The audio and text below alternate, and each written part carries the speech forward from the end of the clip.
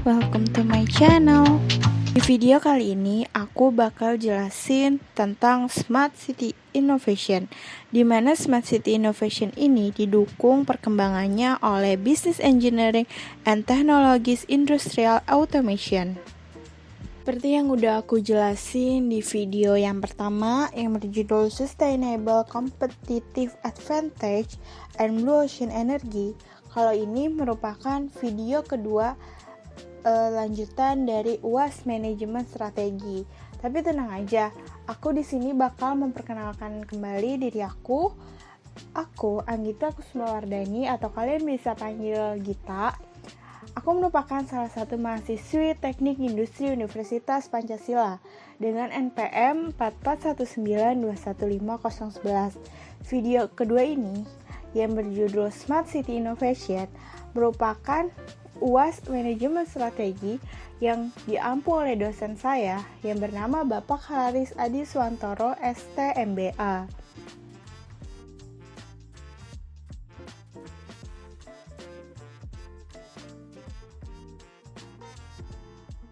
Oke, sekarang kita balik lagi ke topik utama kita, yaitu Smart City Innovation. Apa sih Smart City itu? Smart City merupakan upaya inovatif yang dilakukan ekosistem kota dalam mengatasi berbagai persoalan untuk meningkatkan kualitas hidup manusia dan komunitas sekitar. Smart City ini didukung oleh Business Engineering dan Teknologi Industrial Automation. Lalu, apa yang dimaksud dengan Business Engineering dan apa yang dimaksud dengan Teknologi Industrial Automation? Di sini aku akan membahas hal pertama, yaitu Business Engineering.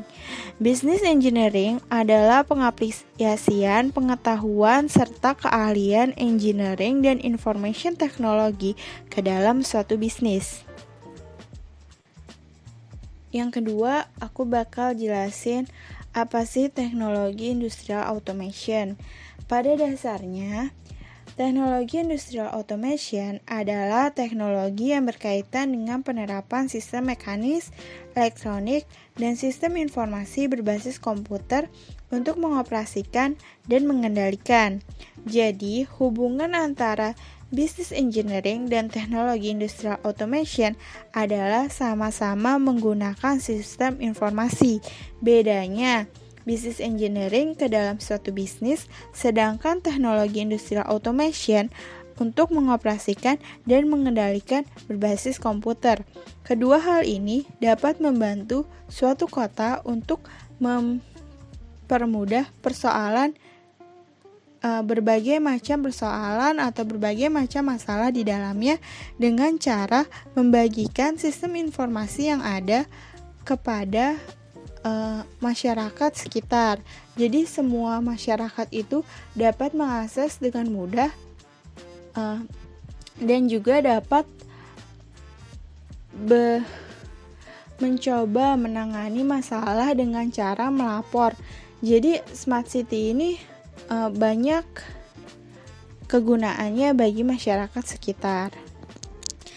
Di dalam artikel Forbes yang berjudul The Impact of Technology and Automation on Today's Business, dia menjelaskan bahwa AI atau Artificial Intelligence, ML atau Machine Learning, dan RPA yaitu Robotic Process Automation dapat membantu teknologi untuk meningkatkan produktivitas, meningkatkan kualitas, dan mengefisiensikan material, di mana manfaat teknologi dan otomasi dalam bisnis dapat digunakan sebagai yang pertama administrator, yaitu membantu suatu organisasi untuk tetap produktif bekerja. Yang kedua adalah menganalisis, di mana AI dan ML dapat memprediksi suatu model yang digunakan dalam menganalisis dan memprediksi otomasi supply chain. Yang ketiga ada customer service. AI dapat menyimpan, berkomunikasi, dan berinteraksi langsung dengan konsumen. Dan yang terakhir ada data capturing, yaitu RPA dapat otomatis menyimpan informasi yang terus datang. Menurut Johnny Pratt, dalam pembangunan Smart City terdapat 6 pilar, atau bisa disebut sebagai 6 pilar pembangunan Smart City. 6 pilar ini terdiri dari Smart Environment, Smart Economy, Smart Branding, Smart Government, Smart Society, dan Smart Living. Dan apa sih smart itu? Di sini aku bakal jelasin. Yang pertama itu ada Smart Environment.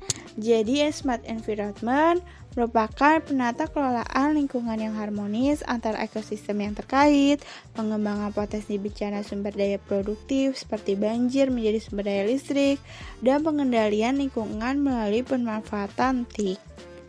Lalu ada Smart Economy, yaitu merupakan implementasi cashless, interkoneksi sektor ekonomi, mikro, medium, dan makro yang aman melalui teknologi tercanggih secara aktual.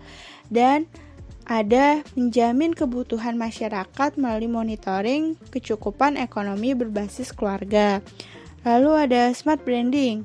Smart Branding merupakan mengembangkan branding kota yang tertib, teratur, aman, modern, dan canggih, serta pengembangan pusat-pusat inovasi di dalamnya. Lalu ada Smart Government, yaitu ekosistem TIC SPBE, lalu ada standar proses bisnis, data, teknologi, dan keamanan informasi, dan yang terakhir ada kapasitas SDM yang tidak anti perubahan. Lalu ada Smart Society. Smart Society adalah pengembangan masyarakat digital yang sehat, inovatif, dan produktif.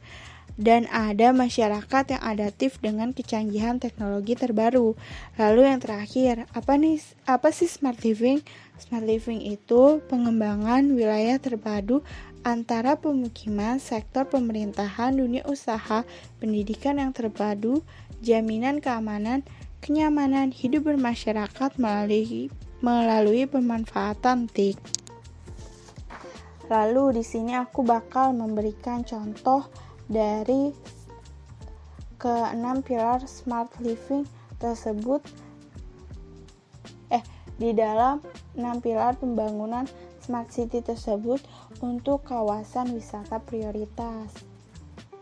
Misal, untuk Smart Environment, contohnya adalah menyiapkan kawasan wisata prioritas menjadi kawasan yang bersih, bebas sampah, dan tertib tanpa meninggalkan unsur tradisionalnya. Untuk Smart Economy, memastikan implementasi TIC dalam proses transaksi berlangsung di kawasan wisata prioritas dan pemerintahan daerah sekitarnya. Yang ketiga ada Smart Branding, yaitu membantu pemerintah daerah pada kawasan wisata prioritas dalam meningkatkan kunjungan wisata. Ada Smart Government, yaitu memastikan pemerintah daerah pada kawasan wisata prioritas menetapkan sistem pemerintahan berbasis elektronik atau SPBE secara berkualitas dalam upaya pelayanan publik yang baik. Lalu untuk Smart Society-nya, yaitu memastikan masyarakat tujuan wisata prioritas dan kawasan sekitarnya memiliki kapasitas unggul dan mampu menjadi tuan rumah yang baik. Dan yang terakhir untuk Smart Living, yaitu mendorong situasi kawasan wisata prioritas yang kondusif dan nyaman bagi masyarakat dan wisatawan melalui penyediaan transportasi logistik yang tentram, aman, dan ramah. Oke, jadi untuk contoh studi kasus yang ada dalam topik Smart City ini, aku gak bakalan jauh-jauh mencari di mana sih contoh Smart City. Nah, kebetulan Universitas Pancasila itu kan terletak di Jakarta, dan Jakarta sudah mulai menerapkan Smart City atau kita bisa sebut sebagai Jakarta Smart City yang dilansir dari portal resmi DKI Jakarta. Jadi Jakarta Smart City ini merupakan salah satu BLUD atau Badan Layanan Umum Daerah di bawah Dinas Komunikasi Informatika dan Statistik Pemerintah DKI Jakarta untuk mengoptimalkan pemanfaatan teknologi demi memaksimalkan pelayanan publik di Jakarta.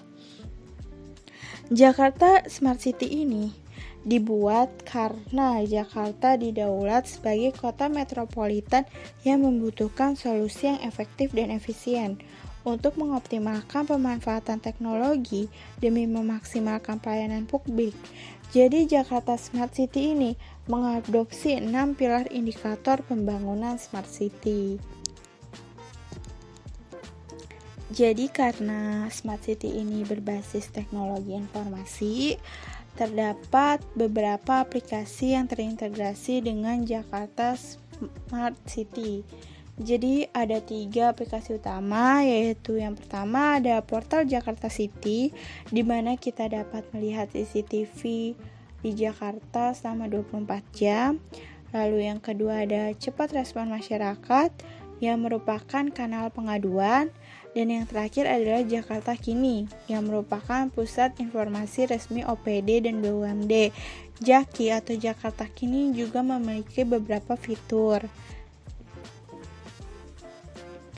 Jadi aplikasi JAKI ini ada banyak nih fiturnya. Yang pertama ada Jakwarta, yaitu pusat berita resmi dan terkini. Yang kedua ada Jaksiaga atau daftar nomor penting darurat. Yang ketiga ada Jakpangan, yaitu informasi harga pangan yang terupdate. Lalu ada Jaklapor, yaitu saluran pelaporan dan pemantauan perkembangan masalah non-darurat. Yang kelima ada Jakrespon, yaitu kumpulan pengaduan warga DKI yang bisa dipantau bersama-sama. Lalu ada Jakpantau sendiri, yaitu fitur untuk memantau informasi seputar banjir. Lalu ada Jak Survei, yaitu ruang publik untuk menilai kinerja pemerintah. Yang selanjutnya ada Jak ISPU, yaitu pemantauan indeks standar pencemaran udara. Ada Jak Wifi, yaitu titik wifi gratis. Jak Sekolahmu, ini penting buat orang-orang yang masih belajar, yaitu kita dapat mengakses belajar dari rumah. Lalu ada Jak Apps, yaitu kumpulan aplikasi layanan publik. Jakco, layanan jalan pintas ke aplikasi perusahaan teknologi yang bekerja sama dengan Pemprov DKI Jakarta.